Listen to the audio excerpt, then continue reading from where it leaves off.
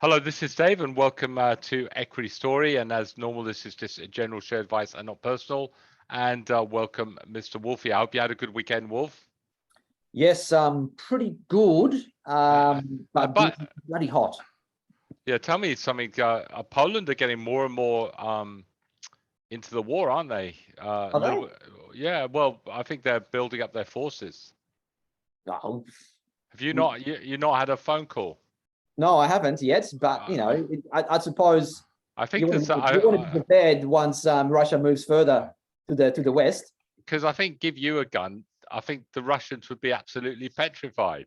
Oh, absolutely. Are you strong enough to carry a gun? I'd be petrified of myself with a gun. Yeah, you could be. Do with it. Well, it's so sad. Yeah. Anyway, Wolf, lucky you've got an Australian passport now, isn't it? Yeah. Poland feels safe at last. Well, no Polish passport. I've just got I'm an Aussie. Well, Poland? Who? What? When? All right. Okay. Well, talking about the war, the old drones are selling. Look, another order. Yeah. Another really good order, and you can see. I mean, I had a really nice buy signal, bullish signal 2 weeks ago and 3 weeks ago, and bang. They're on a roll, aren't they? They're on a roll at the moment, so they keep winning these contracts. So, it makes sense as a trade be on this because there possibly could be more in store, right? I mean, it's the Russia-Ukraine war is a drone war in a way. There's a lot of, the Iranian drones coming through and Ukrainians have to shoot them down. This is anti-drone technology. So presumably there's going to be a lot of sales, and probably other countries are looking at the same thing going, well, if anything happens, we got to be prepared for this as well. Well, I think the world's realizing that drones are great. I mean, they're the new tanks, aren't they? They're fantastic. Yeah, but the thing is, minus loss of life, because there's actually no one operating them. So it's a what an easy way of actually staging a war, isn't it? Yeah, well, for the one that's got the drone, there's no loss of life. Yeah, that's right. That's exactly right. But it's not like you got to go and sacrifice people for this. They just put their drones up in the air and kamikaze. Thank you very much. But Wolf, it's just amazing how they take out those tanks. That's what's amazing. I know. It's really changed warfare, and absolutely, drones have completely changed warfare for sure. And for Drone Shield. So the question is, Dave, do I see this going higher? Yes, I do. Right. The 30 cents may be a little bit of a obstacle in the short term, but if they keep winning a few more contracts, this could get to 40 cents. I could see. Yeah, easily. All right. I mean, high risk, but I would say lightly traded, Wolf. Yep. But yeah, for those ones out there who follow the drone warfare, I think it's possibly well worth a trade. Now, TLX. What are you saying? 70 million in revenues, and those revenues are growing reasonably fast, sir. Incredibly quickly. Yes, absolutely. Illusics have really transformed put the company as a revenue earner, really. And it's doing quite well. Now, the question is, of course, there's probably two questions. I don't think anyone knows at this stage where this is going to end up with revenue wise, because it's just the early stage of gaining traction and winning those revenues, and they are growing very quickly. I mean, 75 million Aussie dollars in a quarter is a lot, right? So you've got to go, wow, this is going to be quite interesting. The other ones can actually make any money on this, on these revenues. So that's the other question you've got to ask yourself. So presumably, look, there's obviously a big following in TLX. It's quite a market darling. It's definitely one of the better biotechs we've got here in Australia, or healthcare companies. So trade it on a technical basis, and I'll leave it to you, Dave. But you got to like that the fundamentals are definitely changing for the positive, where it is a revenue generating company. You know what? I sort of missed it. It had a buy signal, but a weak buy signal. So technically, is it a buy? It's got a signal to buy it now, to be honest. There is a little bit of resistance at $8. I think. I don't know. We'll have a look at the Einsteins. Tell me what you think of the Einsteins. I think there's maybe some better trades on Einsteins, actually, Wolf. Okay, fair enough. Good to see, by the way, that just that WR1 inching up towards that $2, isn't it? Yeah, well, our little trade's almost getting there, isn't it? Yeah, hopefully it will. Now, just quickly, ESS. Now this was interesting. Yes. It's taken over for I think around 136 million. But what this has done for you, Wolf, it's given you a much clearer picture what lithium, the value of lithium is worth in the market if you're going to sell a lithium junior. Yeah, exactly. Especially listed one, right? Because, you know, privately, the valuations are different to what being listed as a public company. So very nice. Thank you very much, IGO, for doing that. It gives us a much better an idea what things are worth in the lithium space. But of course, you got to have a resource, right? So we are working this out on a resource basis here. So I think that Essential was sold, like you said, by 136 million bucks, or about 50 cents per share, which equates, and I think Essential has got about, let me just work out, 11 million tons at 1.16 lithium grade. Like 1.16 is roughly about average, I'd say, right? 11 million tons gives us that value. Okay, what does it mean? It means per every million, IGO is paying about 12 million bucks. So now, if you've got a player that you're playing with in that space, right? And this is like, remember, this is a ballpark. This is not got exact science, but this is a ballpark figure. It tells you what roughly you should be worth, or if someone's going to come in to buy you out. And of course, you know, everything's the same. You know, things are overseas here and so on. You know, but it does give you a bit of a look through to see what you roughly should be aiming to as your valuation. And when you look at it, actually Essential is in a good spot because they are in Australia, right? So that's a big tick. They've got a resource, which is nice. It's actually quite an interesting spot because it's in a producing area of lithium. So, you know, it's an advanced as well. So you've got that things that you think to yourself, it's probably better than some of the other stuff that's out there that's just only drilling, for example, right? So from that point of view, it's not a bad gauge of where you're standing with your company. So if you've got a company, right, its market value is about $1 billion and it's got nothing, it's just drilling and it's got nothing, you've got to probably be scared, I'd say. So yeah, look, it's going to go because we're going to be using this from now on as our little tool to see where everything else is at positioned. So let's see what other questions we've got, and we'll start valuing these things. Great, I like it. All right, Wolf. VHT again, 3 contract wins. I could argue just needs to do a little bit more on the charts. It's still not a buy for me, but again, good to see. Yeah, look, I think this is all about costs now, right? So they are obviously winning contracts. The revenues are growing. It's all about trying to get down to that cash flow positive, trying to get to that profitability of this, and you'll probably see this start going up, right? Once they can do that, and that's the key with a lot of these tech companies, where they need to look at, you know, what the market wants, and the market wants a lot lower costs, and where we doesn't have to go to the market to keep raising cash. So, you know, we're going to probably have to look at it again in February to see where it's at, and we'll again see whether this makes any sense for the long term. But for the moment, it's like I agree with you. I probably need to do a little bit more, and I just need to see another round of results come through. Damstra. Pass. Contract's pretty small, too small. Yeah, pass. Damstra. AMP. So Wolf, it's had a great breakout. It's sort of trading in a very normal way. Most probably got another few weeks trading sideways. It can jump over 140. I'd be buying this again for another trade. Yeah, but I think for the moment, when you see that announcement, I think it's probably going to struggle, get back to 140 for the moment. I think it's going to go sideways until we see a bit more clarity. Because I think what they said today that the deadline that they had with the selling of one part of the business is in danger of not actually happening. So a little bit of a delay. So yeah, well, most probably when that deal comes through, we'll be jumping over 140. Yeah, unless the deal doesn't come through, then potentially this is what I'm saying. You know, there's a danger that something might happen that it actually might not go through. Well, it's not a trade then. It's not a trade anyway. Yeah, no, at the moment you'd probably be waiting. Right, Wolf, hot stocks. So I just bring the gold over. Yeah, please, because that's really the key, isn't it, to those two hot stocks? So you can see this gold price in Aussie dollar terms.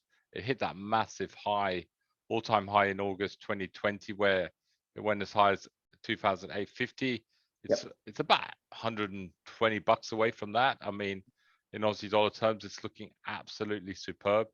And again, you've got two gold plays which are trading a lot lower than they were from those original highs. And starting to move up, and it's good to see Newcrest up and Evolution. But I think there's nice risk reward on both these plays, and I think if gold is risky, we know that, but if gold is going to keep going up, I think there's could be a nice profit in these two stocks. It was a massive move on gold on Friday to the weekend, and I tell you what, it's opened up again this morning, and it's up again this morning. So I'm looking at gold pretty closely these days because, of course, we've got a couple of trades going on. It's looking positive for the start of the week. So I'm liking these two hot stocks. Well done. Now, Wolf, I thought I'd have a look at some, if you don't mind, Einsteins. Yep, let's go. Just sort of say, give me some stories. So see what you think of them. You've got IEL. So we got some buy signals. We had IEL looking pretty good. Again, not a bad company. So go yippee or get excited. I'm excited about this one. This is a very good tech story. Probably expensive, but it's growing at a fast pace. So, give it a year or two and it probably look decent valuation wise. So you're buying a little bit of growth there already at these prices, but I like the chart and I like the fundamentals. They're pretty good. But you like the trade. Now, I've got something that I found interesting. Some of the retail companies were looking actually quite good. So I'm going, really, what is going on here? I mean, Lovisa was looking good, but here's one that looks great. Premier Investments, PMV, great price action. The retail sell actually numbers were very good there over the Christmas period. So, I remember I was talking about that. I didn't see anyone in at the shopping center. I went just before Christmas. I presume everyone went at the last minute and everyone was buying online still. So the good news is that the retail sales were actually quite good. And PMV, as one of our premier stocks, is looking decent. Yeah, you look at that up to 28 is possibly a good trade. Yep. Now this one was an absolute beauty. PFG, Prime Financial. Yep. Don't know much about it, unfortunately, Dave. So I can't give you the big tick. I don't know much about it. Superb price action, and I think it's okay, but one of my preferred technical trades. Yep. Polynova looking really good. Yeah, breakout, new highs, buy signal. Yeah, this is, and again, a decent story, growing quite quickly. The only thing against it is its huge valuation. But is it a trade there? Because this is a technical thing. Absolutely, there's a trade there. Could be a trade up to 250. Exactly. And another one, which a weaker buy signal was Weebit, right? And it had a little bit of resistance, but a weaker buy signal, but possibly, there's 4 or 5%. This one I can't obviously give a tick. Yeah. IKE. Again, early days, Wolf, but I did like the chart. I love everything about this way this chart is starting to swing. Breakout. I mean, this was ticking a lot of boxes for a very, very sort of small cap. Yeah, it's definitely a decent company. Based in the US, growing revenues, definitely worth having a probably look at as a trade. And also, not surprisingly, to see a gold stock PRU with a nice little buy signal. Yep. Out of the bullish, I'll sort of try and pick out the main ones. We spoke about Tabcorp. Hello, what's going on there? Looking very, very good. Webjet, funny enough, not looking too bad, Wolf. I didn't put the graph up of all of them. And again, here we got SUL, another retail play. Lovisa, another retail. Lovisa, both having really nice charts. So I just thought that was interesting that some of these, but they're quality. They're the more quality retail plays, aren't they? Yeah, they are. And the funny thing, there was actually an article on the weekends about retailers in Australia. And I think they talked about the top 5. And I think they had JB Hi-Fi, they had Wesfarmers, and they had the one you've showed before, which was PMV. I can't remember if they had the Lovisa SUL, but they did talk about them that they are actually quite good and cheap and looking decent, for the next 12 months. I mean, if you look at something like SUL, I mean, look at it. It's got a good chart. It's trading a P of 10. Yep. A dividend of 10. Yep. Yeah, look, it's value. David, this is what people are looking for, value, and they look at, then they look at the sort of the short term. They're thinking, okay, there's value there. We've got good dividends. We pick some up. Then they look at the US, and this is probably, we haven't talked about this morning quickly. Let me just mention it.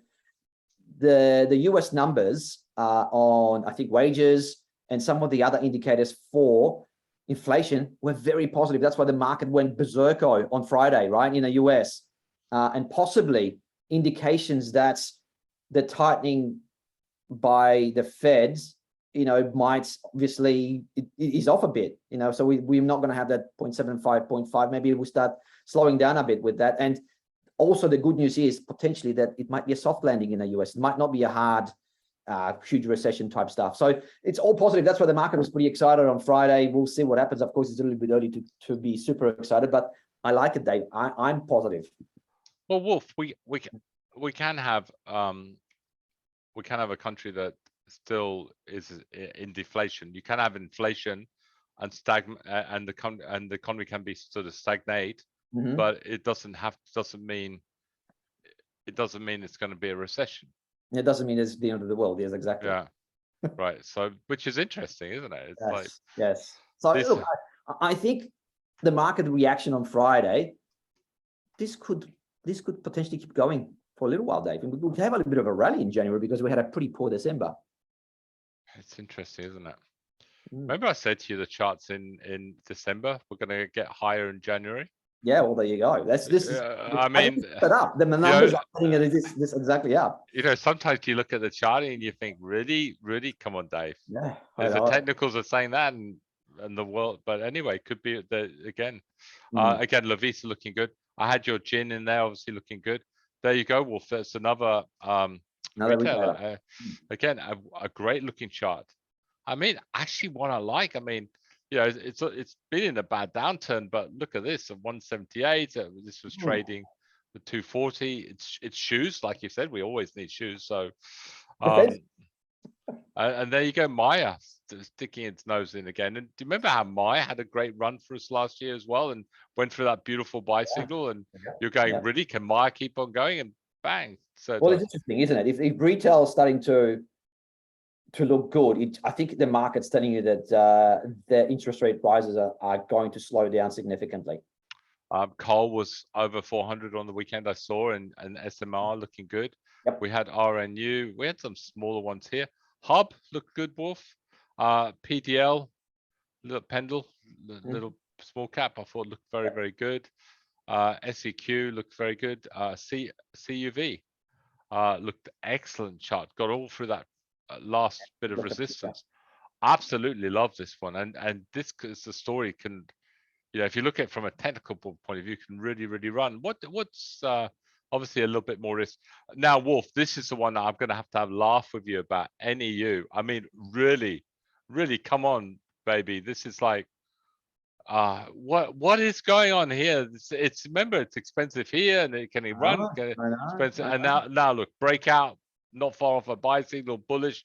Hello, $10. If it doesn't hit $10, a chart like this, and you say to yourself, why?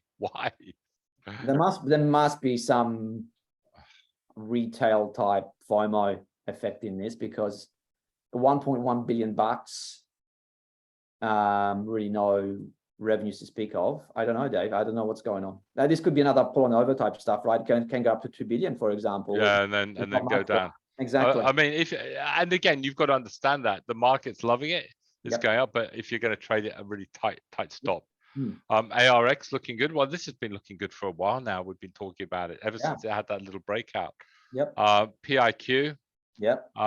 Again, I think this is a company that you quite like. Qantas. There you go. No, it didn't look too bad. I think it's the first week it had a really nice positive candle, and looked excellent. Again, another picks and shovels in the looking good. ANG, LAU. I mean, it is looking a little bit stretched, but I think just feels still going. Okay, Drone Shield, the announcement came out, bang. DUR looking good still. XTE. Oh, that's some great looking. Okay, a little bit early. ADA. All right, let's go with the technique. ADA, a little bit early, right?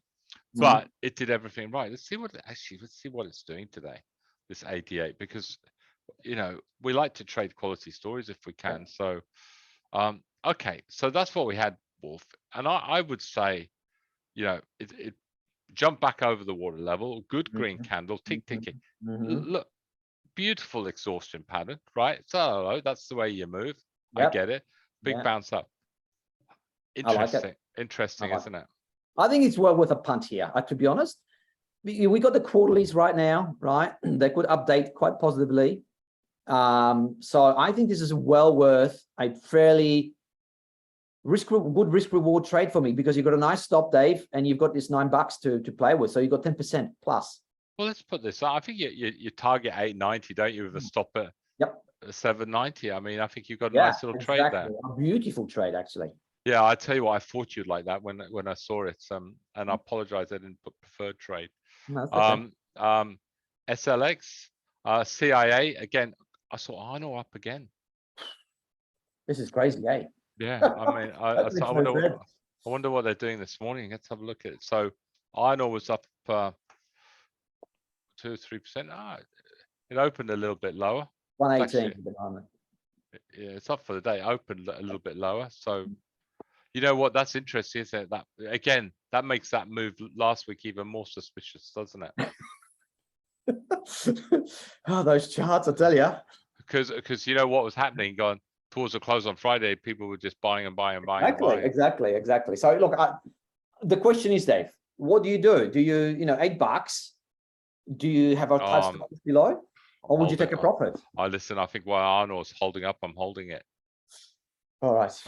Yeah, FMG, naturally, obviously, Newcrest and Evolution. Luca, I thought was looking good.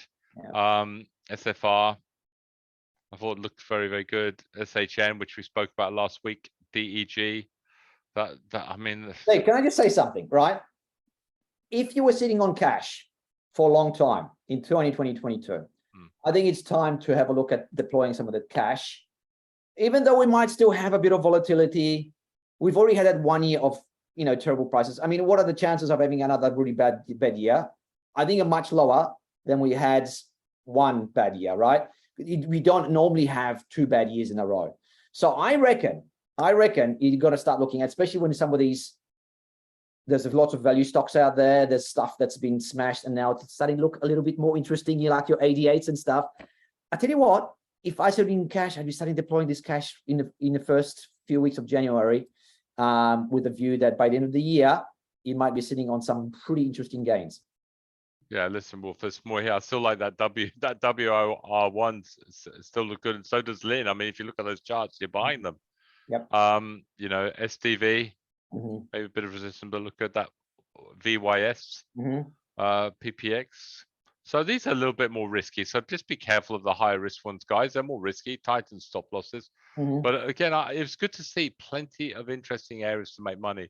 Wolf, we're going to put that one on, I think, the 88 officially. It's just sort of, I like the risk reward on it. Yeah. I just like, and I think there's something telling you that maybe there's a good update coming up in January. Because remember, we are the confession season, right? And the quarterly season's on right now. So one hopes that the good companies will come up with a good announcement. Yeah, definitely. All right. I'm very, very happy about that, Wolf. So we'll put 88 on. And thank you very much, and thanks for going for some stories, Wolf. And I'm interested now. Now we've got an idea what those lithium plays are worth. Yeah, I know. I'm interested. I don't know if you're going to have time to put those on a few of those juniors, but I'd be interested to get a feel. I'm sure we'll discuss them. When they come up with announcements and stuff, we'll go through them anyway. And I'll tell you what. That's the day. I'll be interested. I'll be interested to see what Wesfarmers on that valuation would be worth with their lithium plays. Well, okay. Well, let's work it out right now, right? So they've had, well, actually, we can't work it out because we don't have the value actually of. Look, let me think about it, because they bought it like 3 years ago, right? This Mount Holland, and I just have to work out what they actually paid for it and whether it makes sense right now. All right. Thanks, Wolf. That's a good question. All right. Have a lovely day. Thank you. All right. Cheers, guys. Bye-bye. Bye-bye.